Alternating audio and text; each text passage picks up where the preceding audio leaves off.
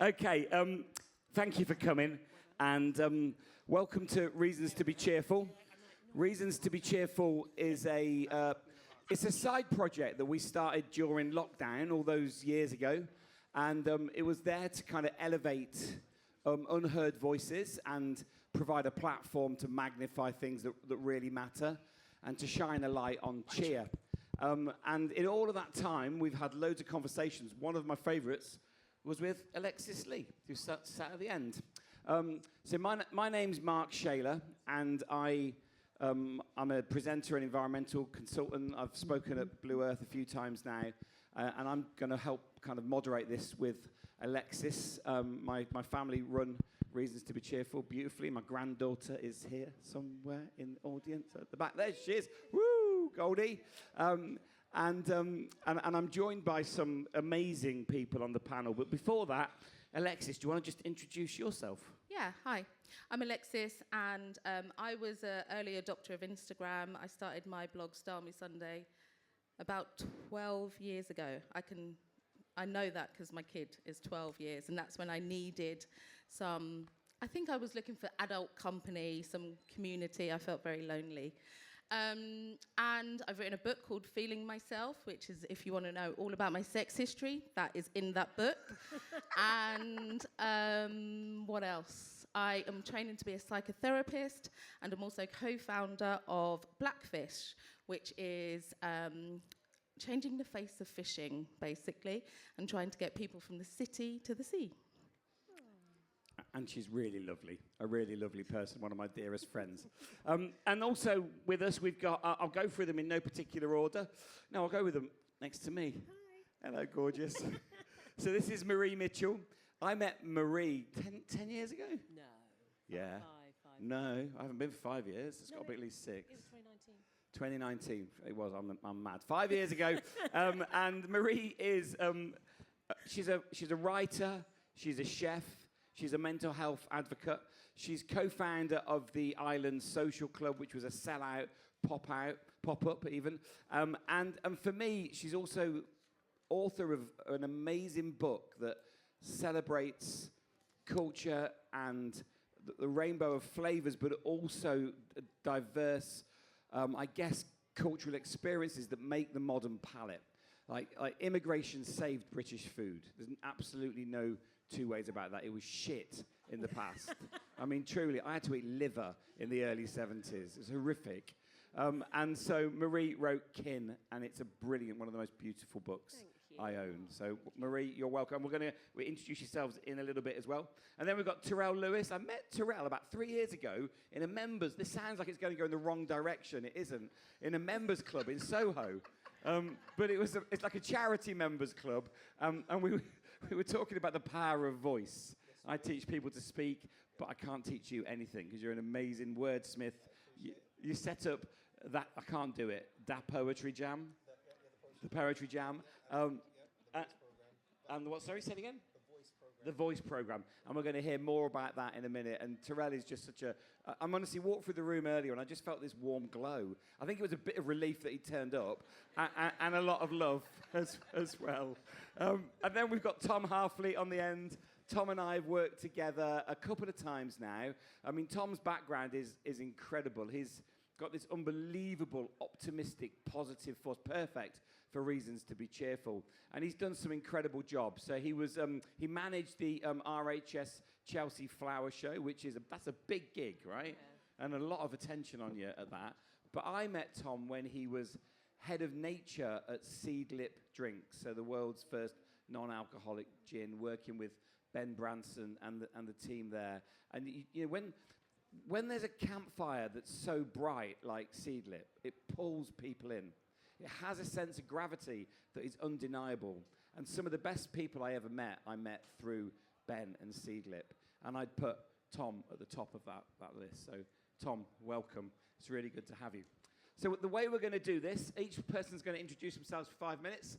Then we're going to open up to some questions from me. Well, we're going to monopolise the questions for a little bit, aren't we? Yeah, of course we are. And then we're going to open up some questions from you, okay? So I need you big, brave voices. Is that all right? And there's nothing out of bounds. There's a young person in the audience, my granddaughter, but apart from that, if you want to ask if you want to ask anything at all about feeling yourself, then feel free to do that, and I can talk to you about. No, it's not. It's only these three today. No, we can go anywhere. I'm asking the question. There's no barriers. I've got a fantastic masturbation technique, which I'm really happy to go into if needed. Just an emergency answer, that one.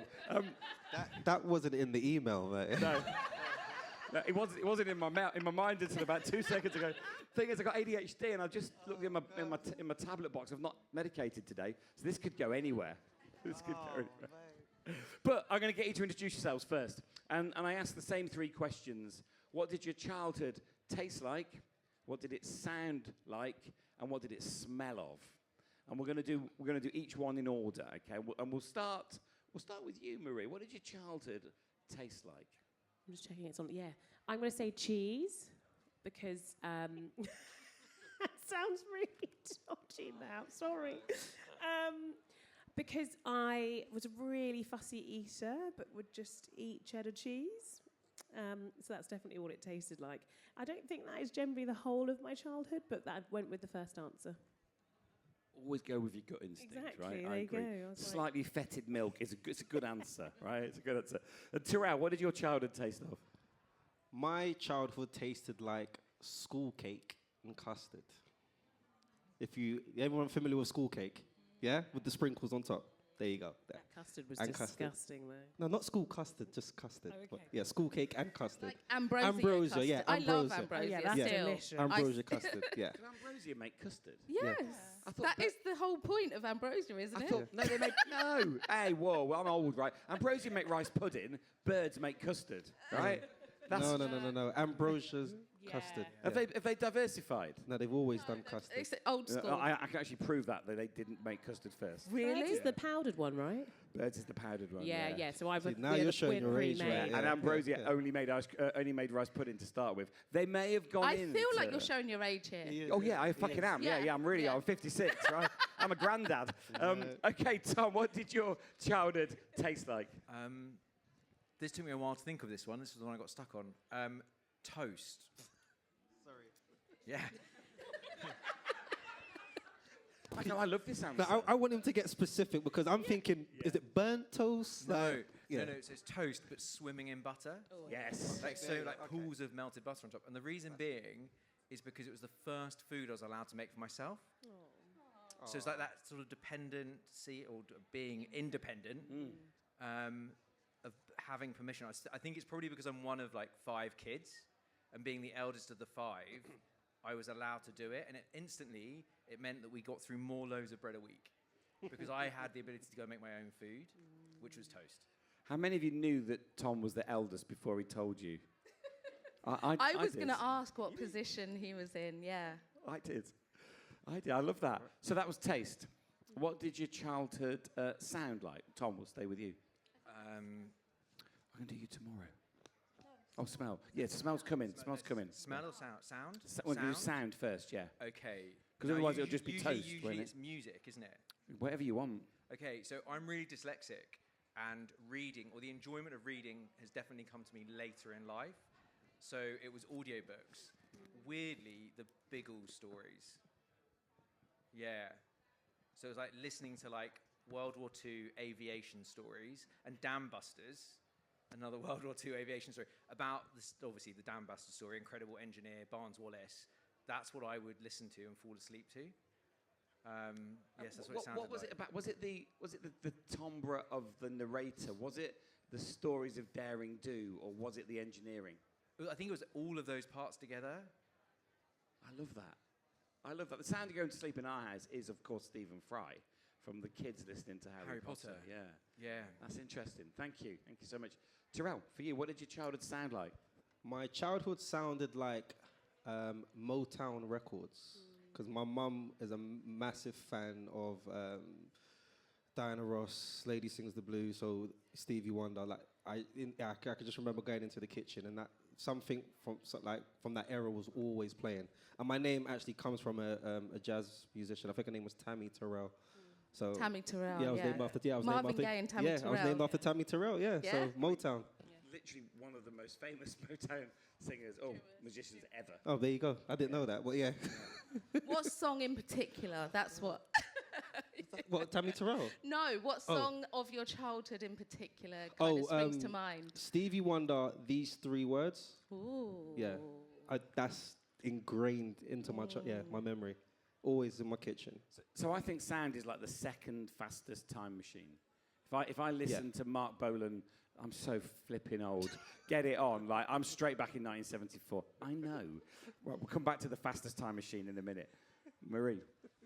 I'm going to say Sounds of Blackness. Exactly. That's basically what came in my head. Optimistic. I love it. I love that. I just got a really vivid image of being in our house in South London, and my dad on a Sunday, he wasn't working, and he would always play records, and I just instantly got that song in my head, and I was like, yeah, that instantly takes me back to being little. Do you still play that song now? I don't know. I hadn't listened to it for ages until recently, and then I was like, why have I not listened to this for ages? It's really interesting, isn't it? Yeah, so my parents like the kind of middle of the road, early 70s, like Fleetwood Mac, and I was just, I'm not listening to that again. But my kids rediscovered it, and I love it. It's actually all right. Yeah, it's not bad. Right, and lastly, the fastest time machine in the world, smell. Marie, what does your childhood smell of? My nan baking cakes in her kitchen. There were lots of grandkids, and I suppose that's probably when I first started really getting into food. So she would always be baking. And everyone would get a fruit cake except for me because I didn't like it, so I would get sponge with lemon icing. Ooh. Not a drizzle? No. Like icing, like icing sugar with fresh lemon. I know. I lived a good life. But more than that, I can sense the love for your nan, bubbling out of you there. Yeah. That's lovely. And I'd help her sometimes bake and stuff, so that's what it's. Did you like to lick the bowl out of the mixture? Did you get that? No, I was never a raw mixture. Were you not? No, cook it for me, thanks. No, I used to make chocolate cake with my nan, and I preferred the raw mixture to the cake. My brother did, but I was like, absolutely not. There's raw egg in there, isn't there? There's raw egg in there. Yes, salmonella. Terrell, give me the smell of your childhood. Yeah, it's McVitie's. So my grandma, she was part of the Windrush generation, but she worked at the McVitie's factory. Yeah, so we always used to get bags full of biscuits. Yeah, so McVitie's. That's the smell of that. It was just sweet and warm. I can smell it now. It's interesting. So we lived up in Coventry when I was a kid in the 70s.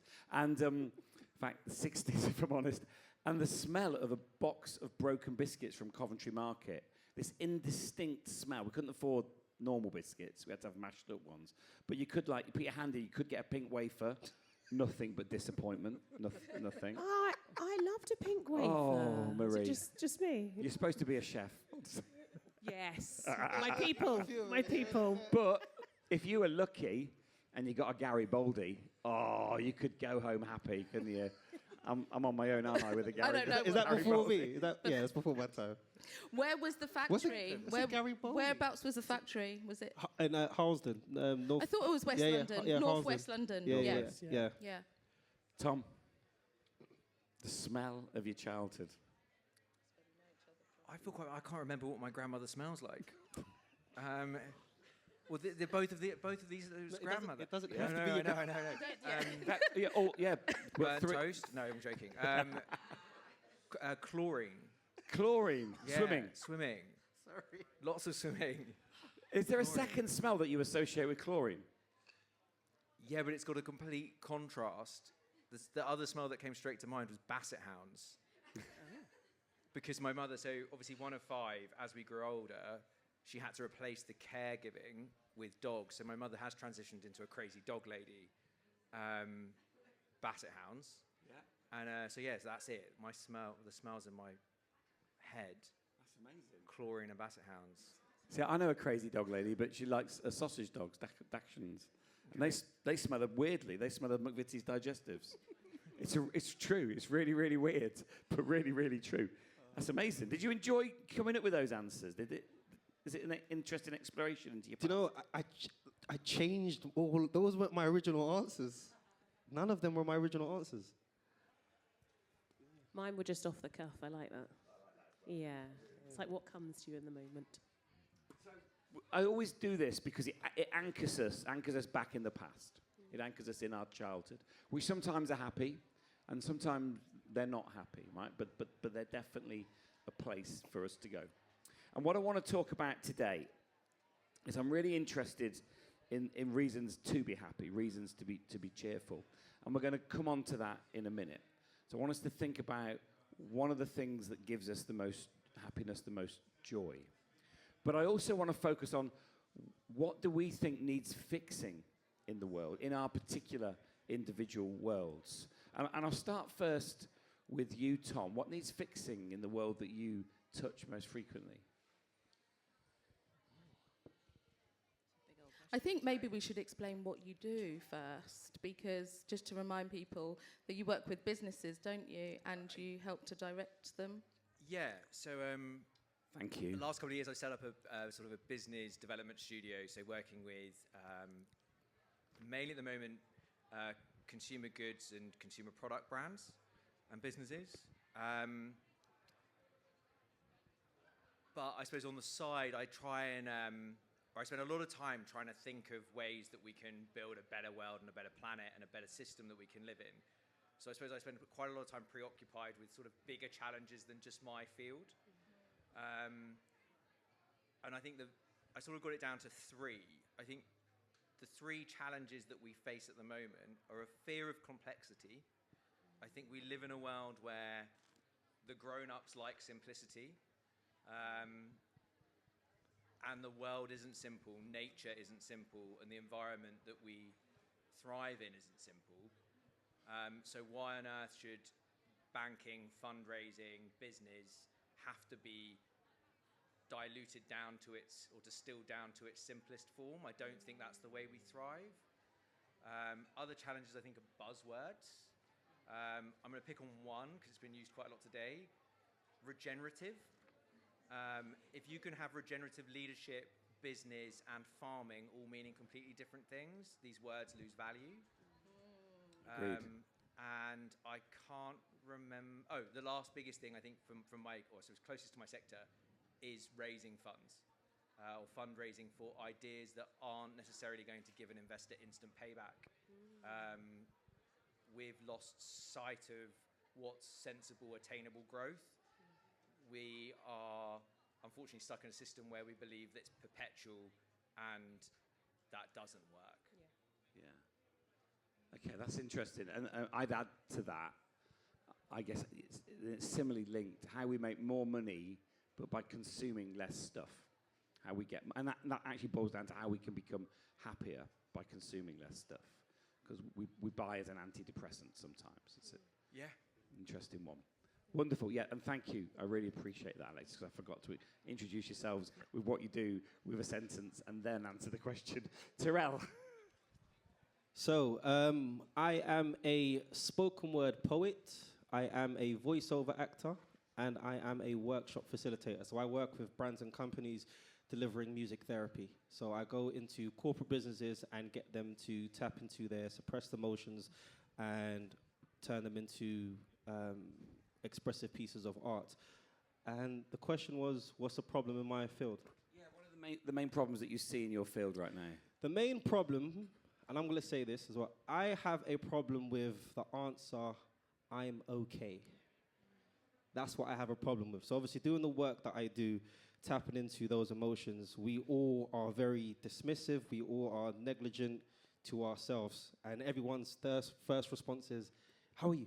Yeah, I'm okay, I'm fine. You're not. You're really not okay. So that is the problem that I have with that robotic answer of I'm okay. Because if I ask you that question, how are you? You know, I've given you permission to answer in a truthful way. So if you're not okay, you know, just be prepared. Don't ask the question if you're not prepared for the answer. Be prepared for what I'm about to say. So that's my problem. It's a really rich area, this is. Yeah. So I think when people ask it, they actually sometimes don't want the truth. They don't, yeah. They just want you to go, yeah fine. Yeah. And this But also it's a cultural thing, isn't it? Yeah. In the UK, we ask that question as soon as we see somebody, but actually we don't want the answer. I know. It is robotic. It is. And I find that because on my psychotherapy course, there's lots of people who weren't born here and they're not native British English speakers, and they're very much like, I don't understand this greeting. Why are you asking somebody and actually not even waiting for the answer? Yeah, we ask things and don't expect It's them. like hello, right? It's, Yeah. I remember I was having a really tough time when I was 30. I was living in Saltaire. It's a long time ago. I was living in Saltaire, and we were going up the stairs in Salts Mill, and this wonderful man, George, was Buddhist, and I think that was the doorway that I was looking for. He said to me, "Are you okay?" And I told him the truth, when I wasn't. And after about 20 minutes, he said, "Do you want to come round and do some meditation with me in the week?" Thank you. Yes, please. Hug me. And people don't expect the truth, but when they get it, I think it can be quite useful and refreshing. Yes. That's number one. What's your next problem that you see in your world? Do you have okay. Oh, good. No, let's just stick with that. That's the main. That's a big problem. I'm more than happy with Yeah, that. that's a very big problem. Marie, what are the main problems you see in your world? So I'm Marie. I'm a chef, writer, and a mental health advocate. I say that because I think a lot of the time we don't pay attention to how we really feel, which kind of leads on from that. I really use food as a chance to broker conversation that I think we all really need to be having, and as a chance to nourish myself, for people to nourish themselves, and it about being our mind, body, and our souls. It's never just about the physical nature of eating, it's more. I think the problem with my industry is we have a preoccupation with a very specific type of food that isn't necessarily celebrating the vastness, nuances and differences that actually exist, and how lucky we are, particularly in London, to have that. And so often cultural foods that aren't necessarily historic to here are overlooked incorrectly. Like? Caribbean. That's my heritage. Both my parents were Jamaican. And I sometimes feel as if unless you're representing it in a way that people are like, it's been refined, it can't just be enjoyed for quite simply being absolutely delicious as it is. And though I do enjoy the challenge of presenting things in different ways, if it doesn't taste good, I'm not interested. And actually a lot of the time it looks really beautiful and you leave and you're hungry and maybe it didn't actually taste as good as you thought it was going to. So I think it's not just about the way it looks, it's more than that. It's kind of how it makes you feel, where it takes you to, how it transports you. I think it's really fascinating when we think about Caribbean or Indian food, there are sort of totemic dishes. We narrow the choice. And so you end up thinking jerk chicken is like a really narrow choice. And I worked with a woman called Davita Davison. She's from Detroit, back to Motown. And Detroit is obviously was a broken city. It's fixing itself. And she worked with the black population in Detroit to grow vegetables and to re-find Caribbean recipes that weren't based on fried chicken. And completely reversed diabetes type 2 in 60% of people who had diabetes in that population. It's one of the most amazing experiments I've ever witnessed. And it wasn't driven by health. It was driven by culture. Yeah. And community. Yeah. Because if you're working in units together, it doesn't mean you can't have the fried chicken, but it's about, there is more. And I do think a lot of the time, global ethnic majority communities and foods, that it has been homogenized when it comes to a Western palate, and actually it's far more vast than people realize. And also things like veganism has existed in other places for many, many years, many, many times. And so it's about just honoring, and a big thing is about kind of how we've kind of all moved away from having a connection to the land, and so getting closer to that. So then we have a deep respect for the food. It's ultimately, its vehicle is to nourish us. And actually, I think we've moved so far away from that. A lot of the time, it's not doing that. Like the food we had before, I'm literally still buzzing from it. It was delicious, and I feel good. When you eat something, you're like, I feel good. That's what I want people to have. That's my objective, because what does that do afterwards?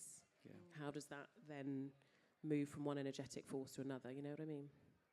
I was going to say, food is a great connector as well, isn't it? In a world where we're lacking connection, and I heard a stat earlier that 1 in 5 people go to the doctor with loneliness. I feel like food really brings people together, like this event. We need to do more things in person. But we were talking just a little bit before, weren't we? And I asked you, what would you want to say? What do you want the audience to hear?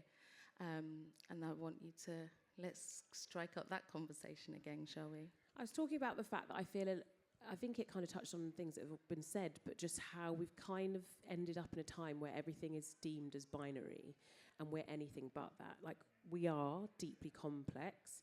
There are so many different facets. We've kind of become a bit black and white, and absolutely all of us are grey. I was speaking specifically about the fact that I'm a very vocal person. I am a humanist, so if I see that there are issues where people aren't being deemed as human beings, I'm going to talk about it. But the knock-on effect of that is real. My work has dried up. Same. Yeah, I'm not being asked to do things. I'm suddenly finding I'm not being sent inquiries about jobs and things. And the reality is that's been a bit of a shock. I knew it was coming, but it's still shocking. But ultimately, I'm pivoting in that I'm going to find other avenues to make sure I can survive, because the thing that I refuse to do is to stop talking about the world in the way that I think I need to be talking about it. Because even if I've got a very small platform, I've been gifted that, and I'm absolutely going to use it until the day I die. I love that. And I think there is a lot of talk about disrupting, right, here specifically. And I think, yes, it's good to disrupt, it's good to rock the boat, it's good to be controversial and ask really difficult questions, but who are the ones who are most penalised for doing that? And I think that's what you need to think about when you're asking businesses to be disruptive. Is it going to have a knock-on effect? Is it going to have a detrimental effect? Because minorities are the ones who are always going to suffer first in an economic crisis like now. So just be mindful of the messages that you are giving out to the world, that they might not be suitable for everyone. With power comes responsibility, and disruption is a powerful thing, but it can't be done mindlessly. You know, it has a massive implication. It's really interesting to hear you talking about that loss of business. I mean, I'm really surprised. You know, you're really good at what you do, and your job is to carry on being heard. Like, the world needs your voice in it, and it's. I find it really sad, actually. Yeah, but the thing that I'm noticing, though, is that the right people are still here. So if I'm doing events and things, then I've actually noticed a greater sense of people coming that are a reflection of the community that I'm absolutely blessed to come from, as well as those that are genuinely allies. So for me, yes, it is a bit scary, but actually I'm creating a sense of a space and a place that I want that is a reflection of what I'm trying to achieve. So actually, it is scary. I do need to then kind of find other ways to feed my child and keep a roof over our heads. But I'm being myself. This will come back. And also, I'm seeing such greater warmth, and I feel better in myself.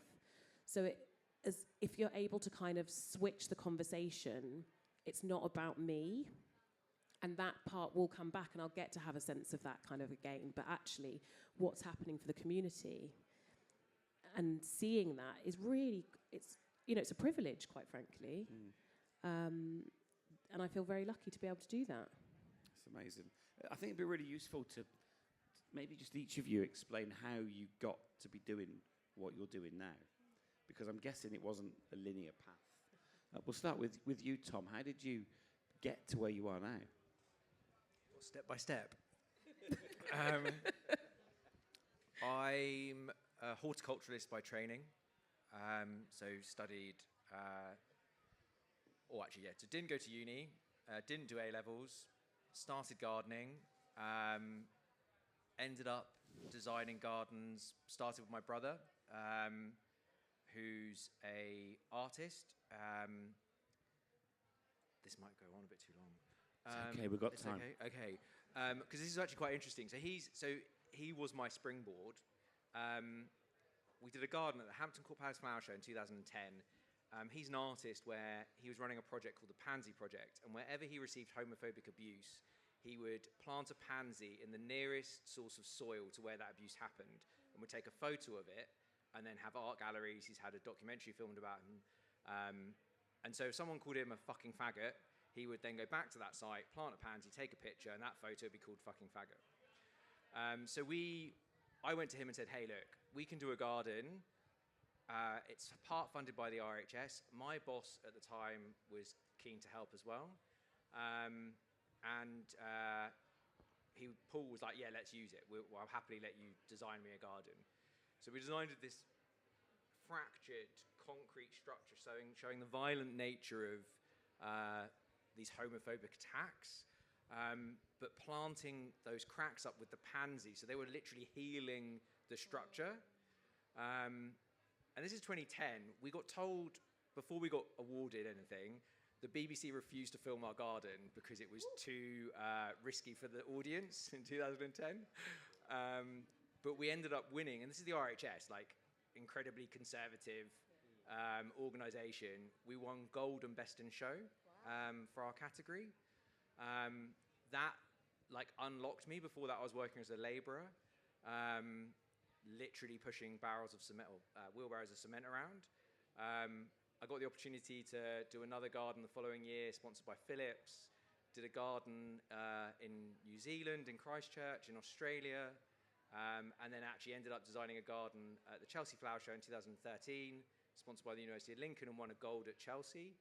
So literally that one moment shot everything, changed everything. I was literally, not uneducated, but no A-levels, no uni, working as a labourer, to, in 2015, taking over the Chelsea Flower Show, or running the Chelsea Flower Show for 3 years, and then head of shows development for the RHS, working across their whole portfolio, which is where I met Ben.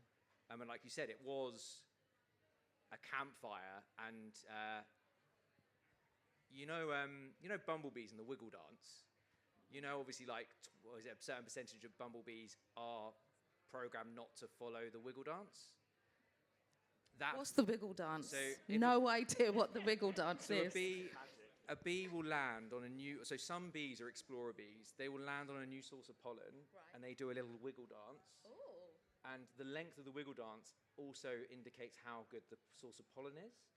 Okay. Right. So They sound black, don't they? So the dance is in the right direction. They've got rhythm. And the waggle is how far away it is and how good it is. Right. So it's magic. So some of the bees are hardwired to ignore it. So they're like the farmers, and then you've got the explorers that are searching. Then you've got the sort of first ones that are going to go, okay, right, we're going to go over here. That seedlip campfire is a better word than bonfire, campfire was definitely sending a frequency out that only attracted a certain kind of bee. So it was a really empowering environment to be in and be around. And that actually I think we were speaking about earlier, like there's a fine line between confidence and arrogance. And we were talking about actually sometimes you need to go and ask for help, especially when you're a sort of a solo entrepreneur building your own business. And I was like, actually, I think there's a fine line, because actually we're in a system and in a point of time where we can't always do what's been done before, and we've got to find new ways of doing things. And not knowing is that void of us not knowing is an opportunity for us to fill the world with a new idea that might be the solution. So actually having the arrogance to go, you know what, I don't know, but I know better than the current system, and allow ourselves to live in that space. That part of my brain was unlocked through being near that bonfire. Of having somebody who was going to go, you know what, the world needs a non-alcoholic distilled spirit. Like that was enough to, like this is being recorded, isn't it? Who put your hands up if you really needed a non-alcoholic distilled spirit? Like people, okay, you really needed it. Okay. But it was there and people wanted it. I can't remember where I've gone or how I got here. Who am I? But that's how I got to where I am today. That journey. I love it. From labourer to head of nature at a pretend spirits company. Your word, not I'm mine. not knocking it. I absolutely love Seedlip, and I love what Ben did. It was quite incredible. Oh, it's incredible. Truly. So now working with businesses, right? So you work with lots of different businesses and help them. Yeah. What is one of the bits of advice that you would give, like a new startup, in terms of common mistakes that businesses make? Clarity and focus. So knowing where you're going, knowing the direction. Yeah, and obviously at the beginning you're not always going to know, and you're going to have to pivot and change direction. Like that's part of the sort of learning process. But just constantly, I suppose actually in that case, the biggest thing you can do is try and remain focused. Like we live in a world where our attention has been eroded by our environment. We have lost the ability to focus. What's interesting is the consumer has lost the ability to focus, but the people starting businesses have also lost the ability to focus. And if you're trying to build something, you need to continually drive the same message to get the saliency to get success. So that's what I find the hardest as somebody who is a startup. Like knowing I have so many fucking ideas. It's like, this is my startup, and then I could go and I want to go a million different directions, and I want to do it all. And I'm guessing a lot of you feel that way too. So how do you know which way to go? We have to niche down. I think it's getting really clear on there's lots of different ways of doing this. I love going, and because I'm quite methodical in my approach, I go, right, what's the objective? What are you trying to achieve? Mm-hmm. And then you set a plan of, how the strategy plan of how I'm going to achieve that objective. And then everything has to be in service of that. Right. And then anything lower down, so say like your marketing strategy, that's got to be in service of your overall objective. Yes. I always start with, how do I want people to feel? How do I want them to feel and that's think? a nicer way of. But then you can still go all yeah. ways. Well, no, your trajectory is set, but your speed and the different strings you can use to fire your arrow, they can vary. But if you've got that, like, how do I want people to feel from a drink? Obviously, you need to be niched in your drink, or whatever. I find that a really useful way of staying online. But that's almost, I think, almost brand persona is emotion. Yeah. Of like that's the values that you're pushing out to the world, is that emotional hook, where actually from a really fundamental point of view of business is a transfer of values, whether it's money, currency, or happiness, a greater reason, or whatever you're doing, it's a transfer of value, not always financial. Like we both know Painter. I bought this because of what they stand for, not because of the pure value financial exchange. I don't think I'm explaining this very well, but I still believe you just need to be brutally simple. We got given a library of books when you joined Seedlip, and one of them was a book which was called The Brutal Simplicity of Thought, I think. And it's literally a book of ideas that were just stupidly simple. And I think we've just got to, if you're building a brand or building any kind of business, it's repetition. So getting that message across and keep sticking to that message. So it's about comms, I guess, right? Yeah, but just everything that you're doing has to go back to, like, why are you doing it? Yeah. But I get bored and irritated by a repetitive message, but not necessarily. Yeah, but you don't sit. So you're building a business. Yeah. Like, you're going to get bored of hearing it, and this is the biggest. You're right. This is the no, biggest. As a customer, I challenge get bored. I'm tedious, honestly. But you have to get served the same thing. Was it 5 times before you're going to buy? Not me. I'll buy it straight away. You'll buy it straight away. Okay, you're the. He needs dopamine. You're the marketer's dream. But like, if you're trying to get people to convert and change habits, like we talked about nudge theory. Like, if you're trying to change someone's behavior, you're not going to just do it by sending them one thing or talking to them once. Like, we were talking about Whoop. Like, you don't just go see someone wearing a Whoop and go, I want a Whoop. It's like you have to have so many interactions before you go, oh, you see, this to... makes no sense to me, because I see it, I want it, I buy it, someone else buys it, I don't want it anymore because they've got it, right? But I'm not normal, am I? What's normal? What is normal? Yeah, what there is you go. normal? But I think widely the human condition at the moment has a lack of focus. Yeah. So if you want to do something big in the world, you personally have to transmit a very Simplicity. similar. Let's move it slightly. Yeah. Similar signal to try and hit as many nodes that are open to receive it. But it's really interesting because the thing you wanted to fix, the first thing you talked about wanting to fix was a fear of complexity, and now you're preaching simplicity.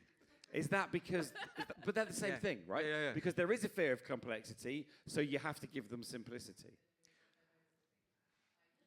What I think, so yeah, I love living in a contradiction.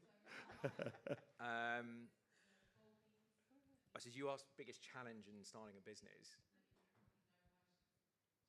Complexity, I think, comes from the engineering behind what you're doing. Right. Like, let's use funding for an example. Why, if I want to raise money for a business, do I have to give over a load of equity and drive massive growth and go for an exit? Why do we have to follow that model? Yeah.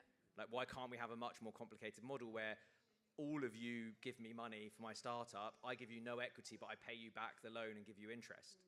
Like, why can't we change the way that we do things? Right. Like, that's a complex thing that, and I'm really, like, the grown-ups, whenever I try and have these conversations, they struggle with it because it's not the way it's being done. But there are credit union approaches like that, but they're really rare. Yeah. But when they work, oh my God, they shine. Yeah. And is that cultural? Are other countries better at this than we are? Or are other cultures better at this than we are?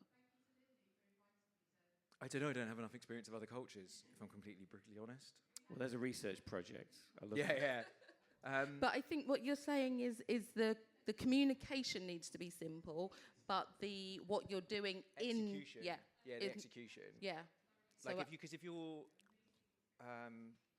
with Blackfish, if you start talking about fishing, like you said earlier, like sea fishing, you've defined it as sea fishing.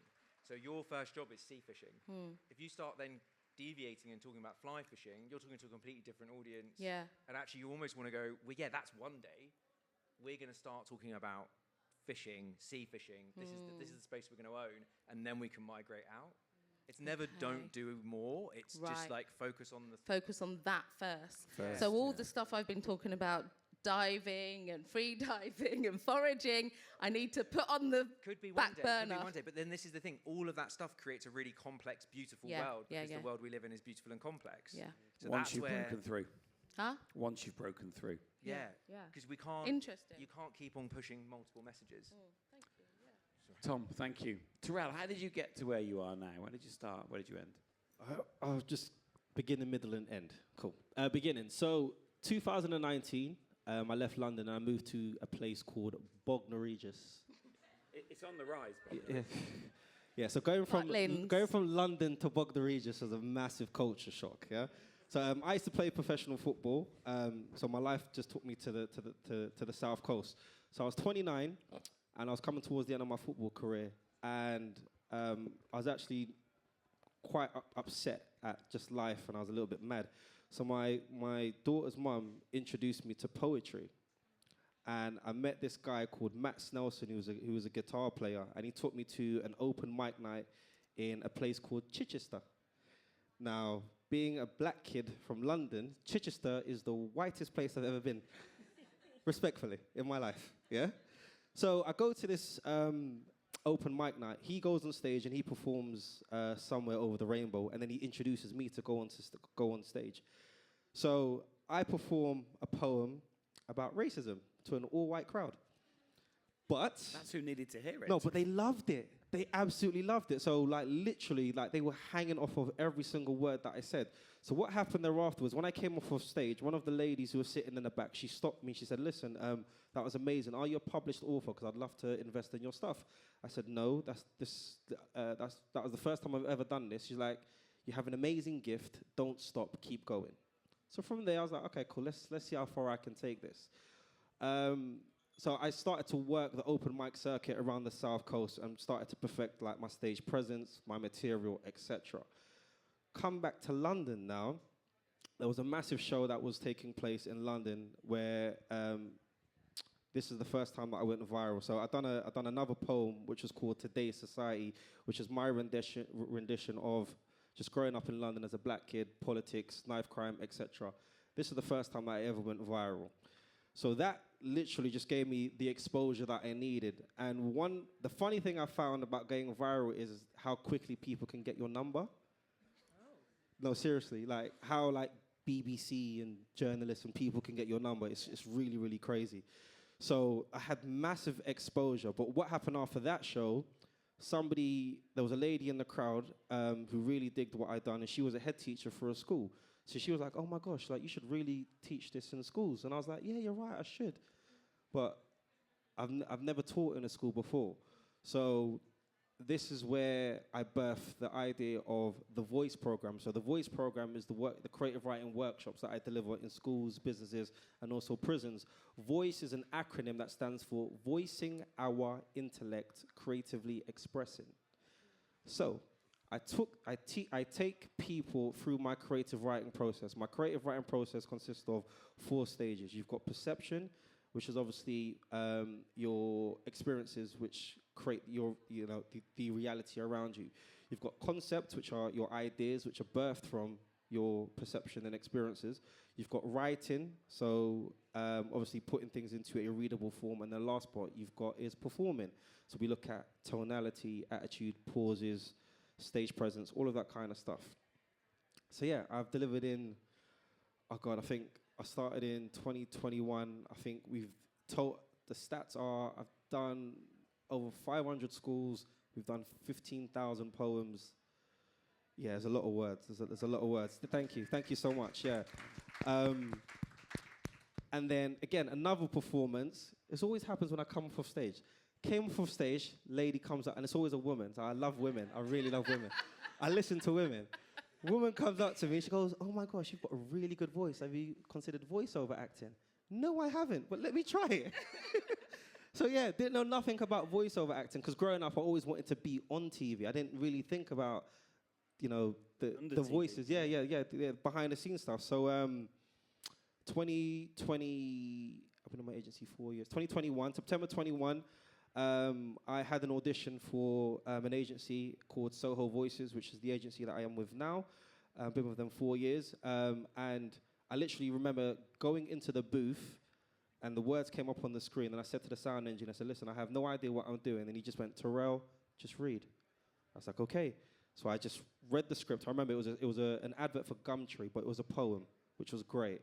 So I'd done this poem, but when he mixed and mastered it and he added the backing track and then he played it through the my headphones, it sounded like I was doing it for years. So my confidence just shot up. So after the session, because I had to pay £250 to record my voice reel, yeah? So after that session, I said to the booking agent, I said, okay, so what happens now? And she said, okay, if it's we're going to review your reel. If it's good enough, we'll let you know. If it's not, you can keep it and you can distribute it out to other agencies. So in my head, I was like, I've probably just wasted my money because if I was good, they probably would have just told me. I'm on the train going home. They call my phone. Oh my gosh, we heard your voice reel. We absolutely love you. The director wants to meet you. Can you come back? I was like, tomorrow, yeah. Came back the next day. Me and the director's talking. He's like, listen, mate, we don't have a voice like yours on our books. We'd love to offer you exclusive representation. I was like, yeah, perfect. Where do I sign? So that was September 21. That £250 investment I made back the following week. My first voiceover was actually a job for Barbie. I didn't voice Barbie. It was just an advert. It was just an advert that I'd done. But some of the biggest adverts that I've done, I was the voice for Tesco. Every Little Helps. There you go. 2020. Yeah. And I've actually got an advert on TV now. I'll just say it's an advert for Persil. And it's got Bukayo Saka in it. It's a young girl trying to get her shirt signed. Yeah, so my voice is Persil, keep away from children. That's yeah. So that's So I've done many things. So that's just that. That's just the short story. So that's how I've got into covered spoken word, covered workshops, voiceover acting. Yeah, I've covered it. Yeah. So that's where I'm at. Yeah. Go on. No, I'm really sorry. You go first. You go first. Yeah. So you've just made voice-over work sound really fucking easy. And I know, It's not. as somebody, my girlfriend is Yeah. a voice-over artist, right? Yeah. So I know it's not as simple as It's not. it sounds. Yeah, it's not. And every time she talks about it, everyone's like, I want to get into that. How can I Yeah, get into yeah, that? it's not. It sounds so easy. And you've just encouraged that thinking. No, it's because I'm. But it's time. harder I'm than trying to you think. consolidate it. Yeah, Yeah. but it's not as easy. A lot of people think it's just reading, and it's not that. Being a voiceover actor, you have to embody words. Well, it's acting, isn't it? You have to bring them Yeah. to life. And obviously, me being a writer, sometimes I struggle with how some of the scripts have been written because it's like it's not my natural way to say it. But obviously, the client want me to say it a specific way, so I need to kind of put that aside and embody these words and say them as if they were my own. And that's where people struggle. Some people just don't know, and also as well, some people don't know how to take direction. No. And that's why they won't make it in the industry. So yes, I've been doing it for 4 years, and I, honest to God, love what I do. Never in a million years think I'll be doing what. Like if you said you'll be a voiceover actor, I'll be like, what's that? What the fuck's that? I'm gonna be a footballer. Yes, footballer. That's my thing. But voiceover acting, yeah. And that takes me to my question. Yeah. So, what position did you play? Right wing. I was a winger. Okay, so I know how it feels to excel at sport, and when you score a goal from the right wing, it Yeah. feels amazing. And when that dream ends, Yeah. there's a grief that comes with that. How, number one, how long did that last, or had you planned for it? And number two, how does getting a new voiceover job in elation, in feeling, compare to slotting a winger against Burnley? Cool. All right. So obviously, being a right winger, I was always on the side of the fans. So in terms of, I was a very skillful player. I was a very fast player. So I loved the crowd. I loved the cheers, the chants. I loved all of that. But I had one of the most easiest transitions because I was coming towards the end of my career. But as I was coming out of football, my poetry career was taking off. So it was the smoothest transition ever. The hard part, the hardest thing that I had to go through, which I looked on later on, was when I came up, when my professional contract didn't get renewed. So yeah, 21, I played professional football. I left London and I moved to Chesterfield, another place where there's no black people. I know, literally, yeah. So I moved to Chesterfield up in Derbyshire. There's no people in Chesterfield. Yeah, literally, yeah. So again, black kid all the way up north, don't know anything about Derbyshire. This is where they started saying, "Hey up, doc, what is that?" I don't know what that means. Go up road on car park. That's how they talk up there. So anyway, yeah. So yeah, that was that was a hard part when my contract didn't get renewed and I had to come back to London and I was just a regular person. And I remember my dad asking me the question. He was like, "How are you?" And I said, "I'm okay. I'm fine." I didn't process that I was no longer a professional footballer because obviously I had savings and things like that. But it didn't hit me until about probably 8 or 9 months afterwards where I actually had to get a job. Yeah, like literally, I had to be a regular person. And then your ego comes up. Oh my God. Literally, yeah. So it was that thing of like putting aside your ego, because it's like, I remember applying for jobs and going to interviews and the interview question is, why do you want to work here? Well, in my head, I'm like, mate, I was a fucking footballer. How much I was making a week? I don't want to work here. But I can't say that. So I've got to say, I'm a team player. I do this. I'm a workaholic. I love it. You know what I mean? Career progression. As long as I'm on the right and the crowd Yeah, literally, yeah. Just put me on the right side of the office. You know what I mean? I love that. So it was all of that. All of these emotions and things that I had to kind of go through. I lost what the question that you asked me though. Maddie, you answered it. You answered it. Yeah, okay, I answered it. Yeah. So yeah, that's amazing. Thank you. You're it's welcome, beautiful. sir. Marie, how did you get to where you are now? So, I think it probably, this idea of cooking started bubbling away when I went travelling about 14 years ago and was volunteering in Peru, in Pisco, and the place I was volunteering at, you'd do different things, and there was an option to sometimes cook for everyone. It was about 90 people. I volunteered once, did it. Everyone absolutely loved it. I was like, I like this feeling. So did that a few more times, came back to London, didn't do that. I started working in fashion more professionally, was working for a shoe company, was a production manager, then was running the business for them over time, giving you a very quick version. Realised I hated it and decided to go back to nannying, which I did when I was studying, and just figure out what I wanted to do with my life. Ended up working with an amazing family, and the whole time when I had my first interview, all we did was speak about food, and that kind of became this kind of safe space that then I was able to explore, starting to think about how to get into that. So while I was there, I started a supper club. I'd never been to one. Cried into the ice cream the night before. And that first night, it was mostly friends and family, and it like touched me and warmed me in a place that I hadn't realised I'd needed. And that was 9 years ago. Ended up doing that for about 9 months. Met a business partner, and it wasn't at the time. We started collaborating together. We then kind of formalised it a bit more. They were doing rum pop-ups at the time, so they would curate the drinks to my food. From there, we actually got opportunity to do a couple of residencies. We did street food. I did this other one. Didn't like those. Then we got the chance to do a restaurant residency in 2019. And I think that, for me, was when I finally went full-time with it. It was great, really well received. That was Island Social Club. And then, of course, the pandemic happened. And we were about to crowdfund for our own bricks and mortar site. He decided he wanted to make websites. I got a book deal and had a baby. And also lost my mum, so it was a really fun time. Came back in 2022, was like, right, I need to write this book. Wrote the book, started doing chefing and everything again. And that's been the last couple of years. And that's where I'm at now. It's amazing. Yeah. And you talked about losing your mum. Yeah. Tell me about how... I find the kitchen is often perceived as a place of emancipation, and I understand why that is. But I also feel that it can be a place of expression and love. Yeah. Tell me about how the kitchen kind of worked with you, your mum, maybe your dad, your nan. How did the kitchen figure in the family outside of food preparation? I think for me, and specifically with my work, food has definitely been a healing space. I lost my brother 15 years ago, and when we started the supper club, Dad used to help me cook, and Mum used to help host. And that was the first time as a family that we actually felt like a unit properly again, after we lost my brother. And so I think in a weird way, when I lost Mum, to be honest, I actually couldn't cook for a while.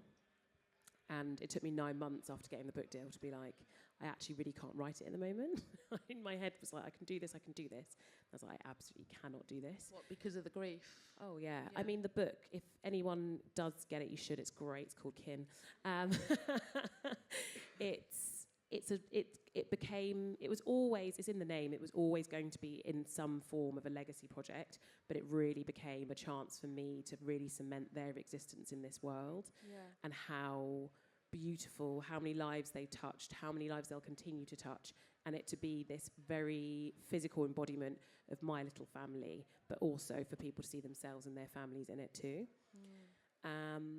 That is why it was so hard to write the book, because with my brother there'd been a greater length of time, whereas with the book it was suddenly like I had a deadline. I did actually eventually have to kind of get it done. And I think that was the first time I properly started grieving. I mean, there'll be times when I'll be... I mean, I still can't read the afterword. I just cry. It's so short, but as soon as I start reading it, I just instantly think of my mum. But it was such a healing process, and I think that food can kind of be that. It can be this space where you can lose yourself, or you can come back to yourself, and lose yourself in a really... Not necessarily like, you're not... You kind of can be in your body and be physical and not be so concerned with what's going on in your head, because you're having to be tangible, you're having to hold things, crush things, roll things. I think there's something so beautiful in that. It kind of takes you back to basics. So I think for me, that's kind of always been the thing that I want to do with food. So I use it as an avenue to do other things, but ultimately it's about kind of coming back to myself and then bringing people to kind of a place of centering. I love that, and I mean, literally, it is your centre, right? The whole way we digest, not just digest food, but digest the things around us, what we let in to our body, into our soul, into our mind. We can control, and we sometimes forget that and think we should just consume everything. And I got this reading your book. I got this huge sense of nourishment. It was like the antidote to fast everything, to fast prep, to fast food, to fast conversation. It felt really centered, and I felt this huge love for you, and you know, we got on like really well anyway. But I could just remember that moment where we sat in Wales talking just before you went on stage. Oh, that's how we met. I had to do a talk, and I was shitting it. I think I cried about 3 times before going on. You did like some great stuff, and then went in and did it. You're amazing. And now look at me, just sat here, just like having a chat. She could teach you about voice if you're interested. I love that, and there's so much that kind of connects you. But we're going to open for some. We're going to do a quick round of what you're cheerful about. There's someone moving around dancing Northern Soul out there in the gravel. I'm just going to go and chop their legs off in a minute, because it's really bothering me. Yeah, can you shut this window? Staff. Yeah, it's just up there. Thank you. We're going to do a quick, what are you cheerful about? And then we're going to open it up to questions. So get your thinking caps on. Is that okay? Right then, so what is it we'll start with you, Marie, because you're here. What is it Tom's looking scared. Yeah. You're most cheerful or hopeful about? What is it that fills you with hope? Do you know what, children? Having a 3.5-year-old is really grounding. They're great. And if you allow yourself to slow down and be on their time rather than being on our time, they can teach us so much. I think that's something I'm really trying to be proactive about, is being more present, slowing down, thoughtful. And I can see when I'm not doing that because her behaviour shifts. And the moment I surrender, I think that's such a good word, surrendering to the moment, I can feel all the energy just completely shifts, and it's beautiful. So I feel very hopeful about children, because the more that we actually see them as they are, which are just us but slightly smaller and still figuring out the world, the better we'll be, because they see things really purely, and they're curious, they're excited, they're funny, and I think we can take so much from that purity. I love that idea of surrender. I always think of it as yield. And when you've got the patience to be with your kids, which we should always have. Not always, though. Well, it's interesting. So my daughter, it's not the reality. Yeah, my youngest daughter Mabel's in the room somewhere, and I remember just after the BlackBerry came in. I'm old, and I came home from work, and I'm in the lounge, and I'm on my BlackBerry, and Mabel's talking to me, and I'm answering the wrong words at the wrong time, or the right words at the wrong time, and she said, "Dad, you're in the room, but you're not here." I just remember thinking, she was about 8 at the time. Well, actually, that's what I was going to say. They're our toughest mirrors. Yes. That's how anything I need to be told about will be reflected in my children, and it's fucking brutal. We need a better mirror. Actually, do you know what? Thinking about it, I've been in our current house 15 years, so she wasn't 8. She would have been about 4. She would have been about 4. It's terrifying. On those words, though, you used yield and surrender. I think it's more to sync, just getting in sync with them. Yeah. There's not a negative, because yielding and surrender is like we're giving in. We're reaching a point where we're having to break, where it's actually just resetting and getting closer to where we should be. Yeah. Because they are our offspring. We should be connected to them. We should be in sync with them. We shouldn't feel like we're having to surrender our presence to be near them or yield to their needs. I think the surrender part can also be kind of letting go of the outside, though. Yes. So actually shifting from the negative is what's stopping us, and letting that go, and then getting in sync with them. I actually think the problem is with the words, with the interpretation of the words, because I don't think yield is a weakness, and I don't think surrender is a weakness. But in war and business, yield they are. Yeah, they are. I think we've buggered the words. I wouldn't see it as a negative either. I did. I was literally like, yielding. Yeah, yielding is like, oh God, no, I can't yield. Do not yield. Do not surrender. Do not give in. I was And literally that's like, because you listened to all those war exactly. audiobooks at the time. Do not surrender. It is do not. Yeah. That's Right, brilliant. sync. Biggles. I love that. Chucks away. So, children give you hope, Terrell. What makes you happy? Is it what makes you happy? Gives you hope. What gives you hope? Gives you hope? Or makes you cheerful. Either you're cool. For me, honestly, it's the work that I'm doing. I'm having a contribution. I'm contributing to, you know, a much more positive society, helping people to just realize their potential, their own happiness. What work specifically? Specifically. I can't say that word. So the poems that I write, you know, I've been dubbed, or poets we are dubbed, you know, the voice of the voiceless. So I've got a really good poem which is called Fear, which is about me when I was going through mental health. But it's not only my story. There's so many other people who are going through, you know, depression, anxiety, but they just can't. They don't talk about it, or they can't articulate it. So I'm at this place where every poem that I write, every performance that I do, it speaks up for someone who can't speak, who hasn't found their voice yet. I love that. And I guess once you write it and you're creative, it becomes somebody else's story. Exactly, yeah. So you pass that beauty on, and that is magical. Like every I song also lyric. like when you say the yet, because I say that to my daughter, I'm always, Yeah. just I can't do something, I'm like, you can't do something yet. Yeah. I really kind of like that phrase is so And that's powerful. the thing with words. So obviously coming into the realms of being a wordsmith,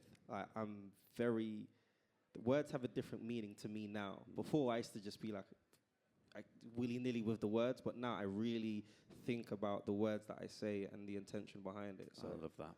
yeah. It was James Joyce who first said, "In the specific lies the universal." And it's the truth. You know, it's your individual truth, but it will echo and resonate and drop a pebble in every one of your ponds. And I think that's really, really powerful. And poetry it's just beautiful. And set to music, it's singing, right? But it's still poetry. What gives you cheer or hope? I think definitely children. I loved your answer. I think it was spot on.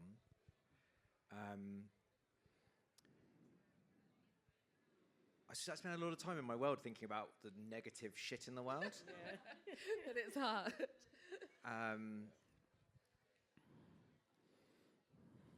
I think it's really easy to lose hope, especially when you then think about your children. You go, oh, God, right, in 50 years' time, my 4-year-old's going to be 54. Where's he going to be living? What's he going to be doing? But I believe we're on the cusp of actual change. And I think if we can galvanize and somehow, God, I'm going to go on a rant. Rant away. Well, no, it's not a rant. It's not a rant. This is probably the right forum, and you're all about to ask us questions, so I'm going to ask you all a question. How do we create actual change without violence?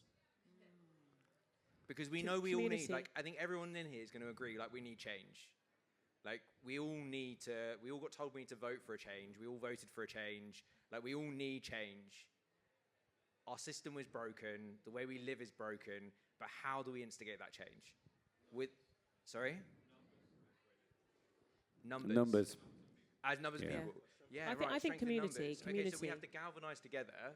We have to find the common ground. And we have to start acting. Sorry, yes.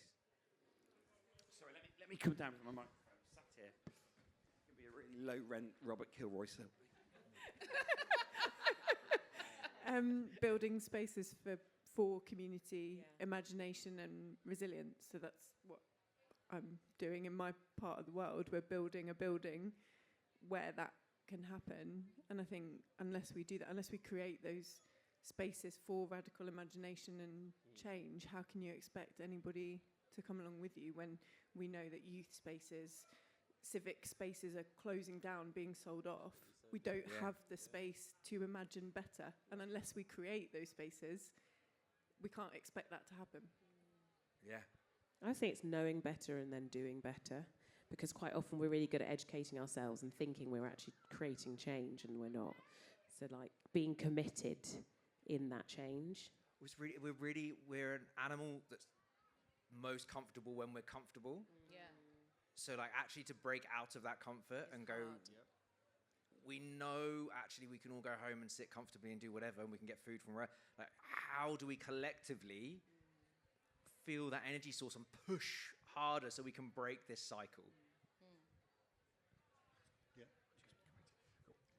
I just wanted to say that you know already. You asked us, how do we make change without violence? But you know already, because you just said it, that we need discomfort.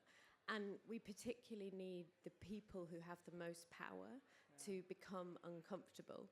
So in my eyes, you, the person who asked the question, look like the people who have the most power. Therefore, you have the most power. And a lot of us at this conference who could only attend a conference that costs £750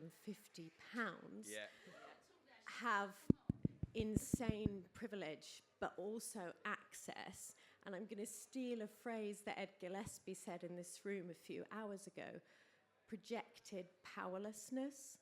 I'm 35 and I'm still perceived as a kid by these white men in their 60s.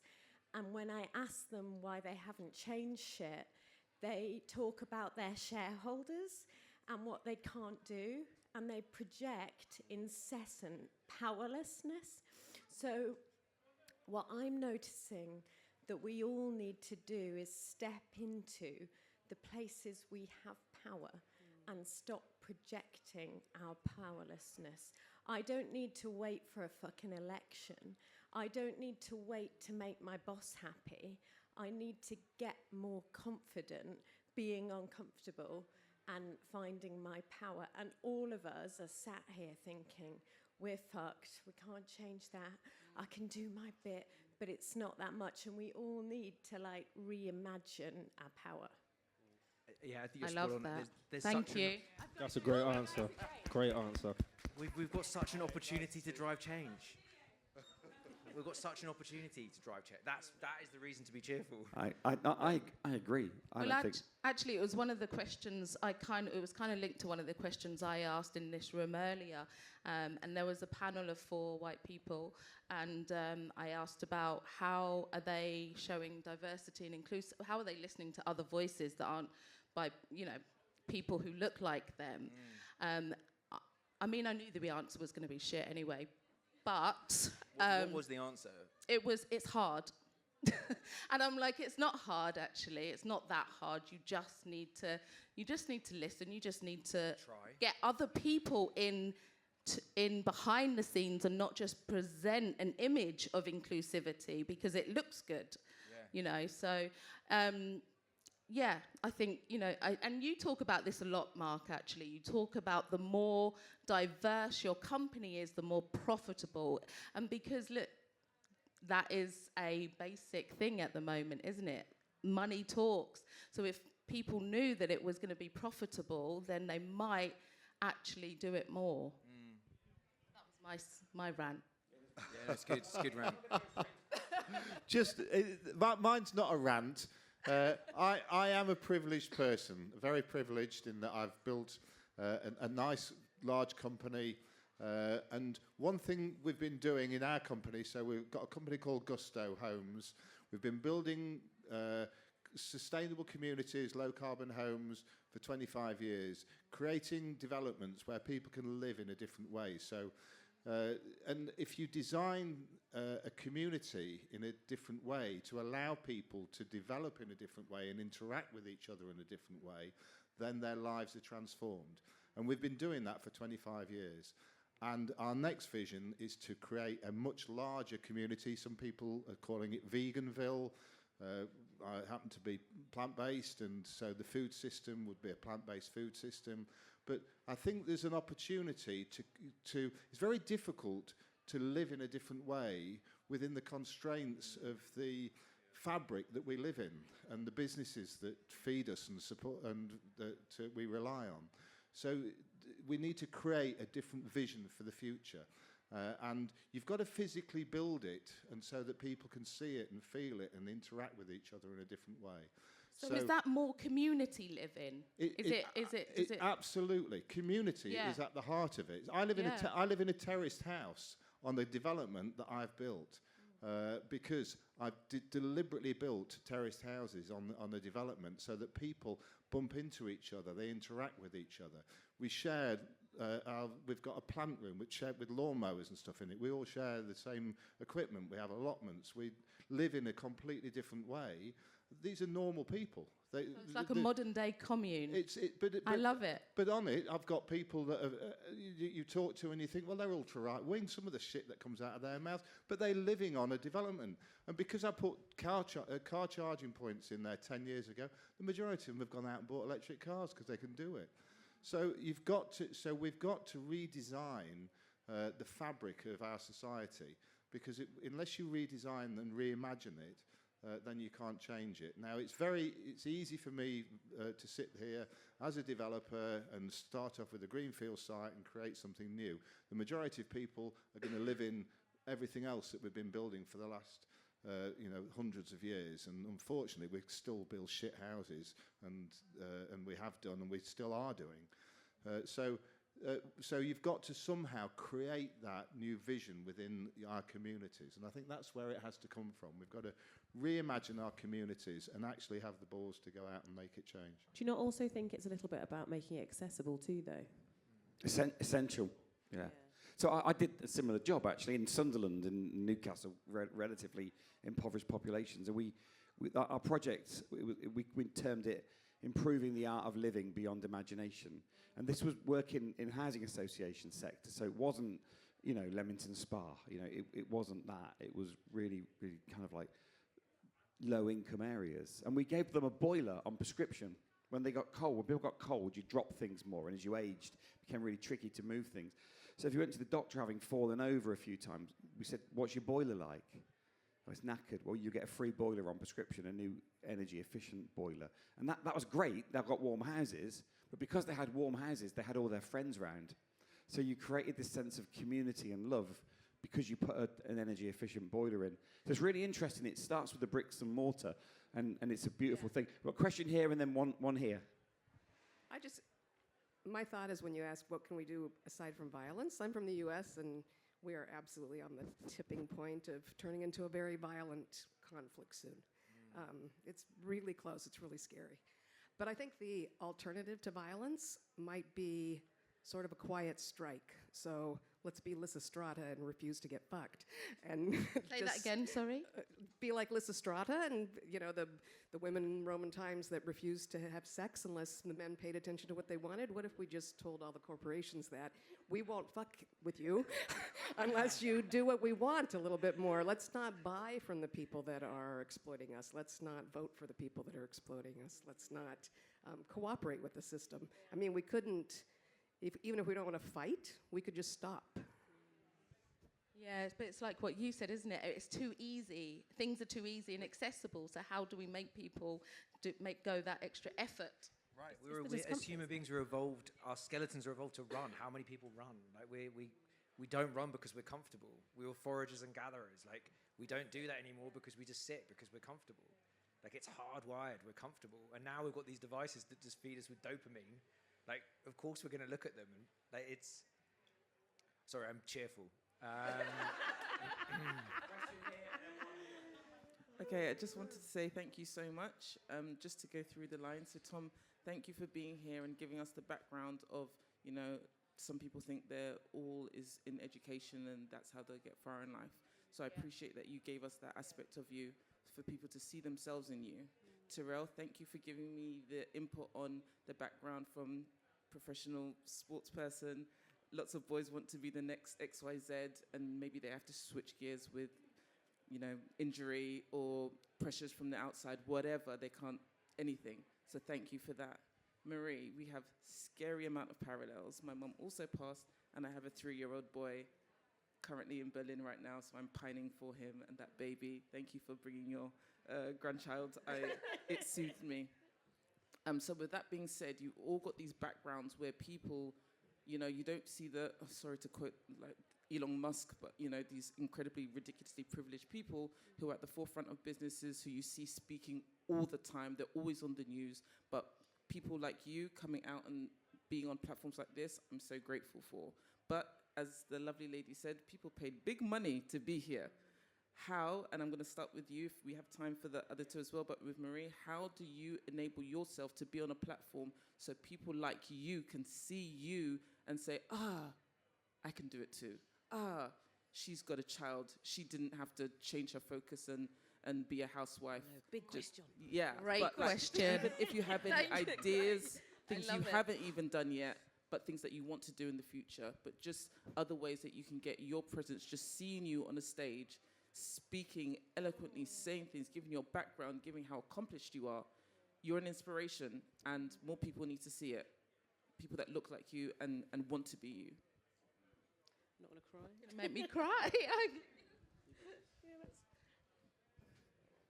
No, I'm really grateful. You don't hear that a lot as a black woman, do we? We have to do it. We have to do it internally, or we don't believe it. So I'm very grateful. Thank you. It is a big question. I think for me, I'm starting small. I do generally want to take over the world. I'm putting that out there. I'm telling people. I think it's about putting this in the universe. And when I say that, I make a big point of saying it's not about me. I'm about trying to create pathways that then other people can follow on. And it's even if it's I have this big dream and I don't get to smash that glass ceiling, but someone behind me does, and they do it because they were like, I saw you once and you said this thing and it was really inspiring. I couldn't be any happier, because we have to keep trying to make a difference for other people.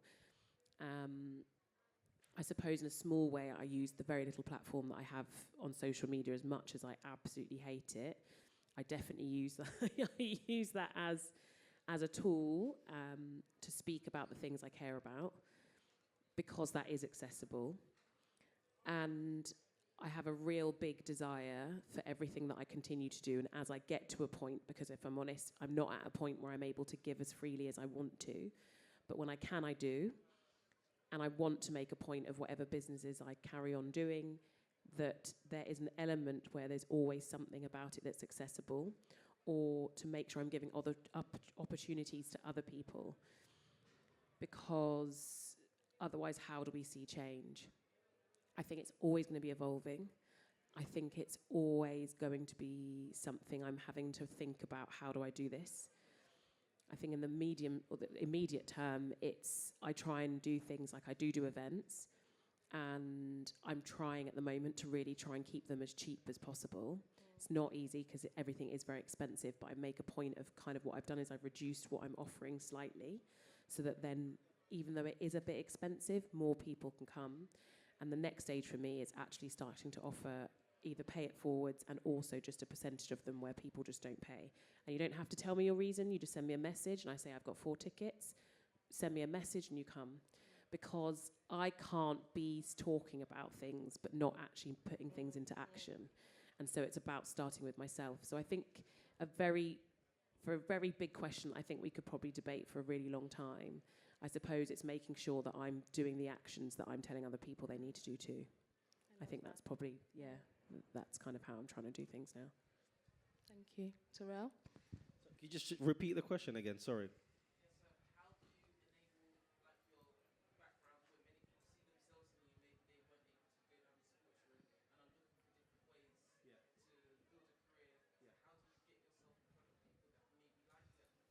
Lovely.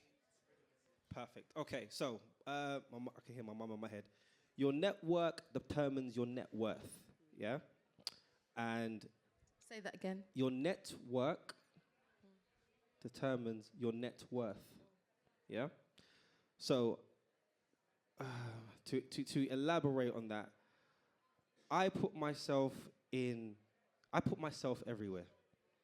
Yeah, literally, and I'm a person who I do well in uncomfortable situations.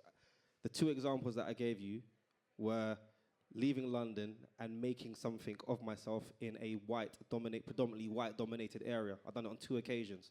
So I do well, I thrive in uncomfortable situations. So what I do now, any room that I'm in, and this comes from my sales background, I work the room. I need to know who's in the room. I need to, so whoever the event organizer is of this, I need to find that person.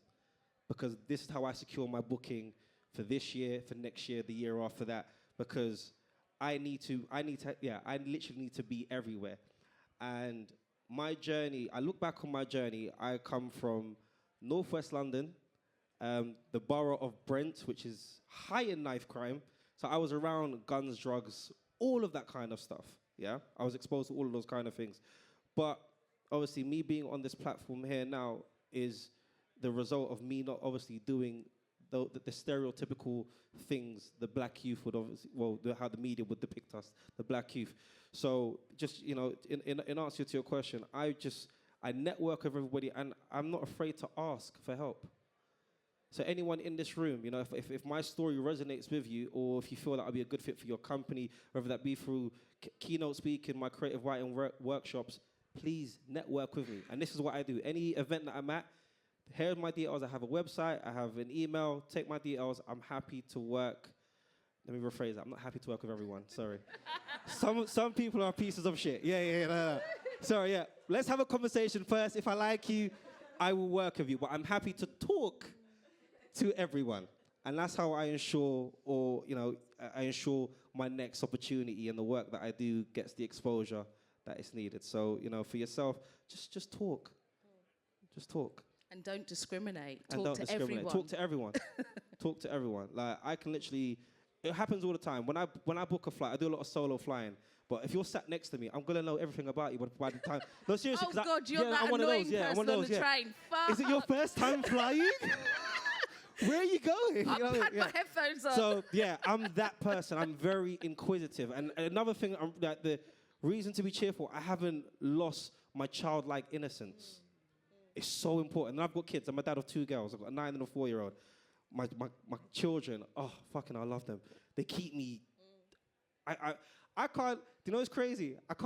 It's crazy that I'm responsible for 2 little human beings because I'm so fucking silly. I nearly killed myself, like, doing crazy stuff. But, yeah, just be inquisitive. Ask questions and don't be afraid to ask for help, honestly. Yeah? And that's my advice to you. There you go. Tom? I'll be quick. So how do you, I need the question repeated as well. But it was about access to this platform. My background.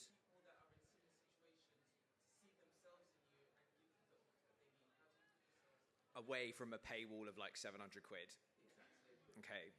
So this is probably the unsexiest thing to say as a conference about climate change and startup culture and that vibe. I started going on this consultancy journey because I was made redundant and I couldn't find a job. And I was like, fuck, I'm unemployable. Because of my background and because of my skill sets, I couldn't get a job. So I started picking up project work.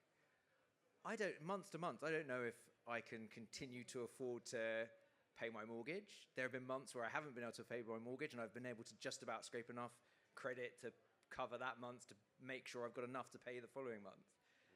So, and I can't remember if I said this right, I never ever would have been able to come here if Mark hadn't said, Tom, can you come and talk? So I take the approach that, like you were just saying, like it's about relationships. It really is. And this sort of goes against everything I just said. Like I said earlier, I love living in a contradiction. I hate talking about money. And I've previously gone to someone I'm now working with, but I went and visited them almost weekly for 6 months and spoke to them, gave them advice for free because I wanted to make sure they were the right person to work with. So I have no barrier and a really low filter. So I suppose I just try admitting this energy out into the universe. And if someone wants to talk to me, hopefully they find me and hopefully we chat. So I try and remove all those barriers as quickly and as much as possible because otherwise there's no reason to try and be optimistic about anything. And I suppose I use my intellectual energy to try and build models that are going to deliver more value to more people regardless of paywalls and economic models. Like, I've messed around with going, oh, an event like this, how could you do it where, like, I've spoken to people, I think, maybe I didn't speak to you about it, Mark. Right, so there's this, which is however much pounds a ticket. There's places like the Do Lectures, tiny micro events with really high things. It's like, well, could you not do an event like that where you could do it for free entry? And it's like, well, everyone goes, well, no one will show up. And it's like, okay, well, how about you do it for a small entry, but you don't tell them before. The first thing you do when you arrive at the event is you get your money back. Or you do it and you go, right, we're going to charge you 250 quid to come to the event, but you're investing your time, so we're going to give you your money back. Literally, there's a card machine at the thing, you tap your card, you get your 250 quid back. So we can buy commitment, but we don't have to buy... Do you know what I mean? Like, there has to be other models. And this is where my mind ends up getting stuck, is like, why on earth would somebody... Why are people paying so much money to come here? Like, why can't we build a model where you've all invested your time, you're all here listening to me rabbit on about rubbish, and I've just told you I can hardly pay my mortgage. Why are you listening to me? You've invested your time. It shouldn't all be about money, though, should it? That's the reason why. That's why you're here. Why? Because you are thinking differently. Yes, and sorry, yes. And that's the risk, isn't it? That's exactly why we're sat here, because we're taking risks, which means that we don't always get paid.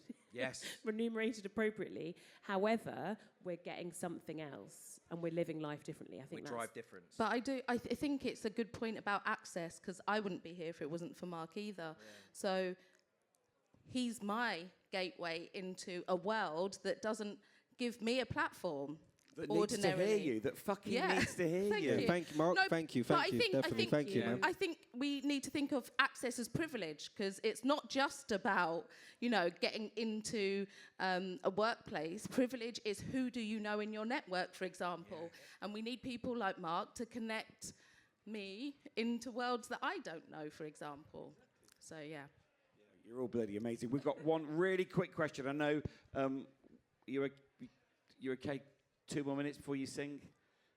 Brilliant, fantastic.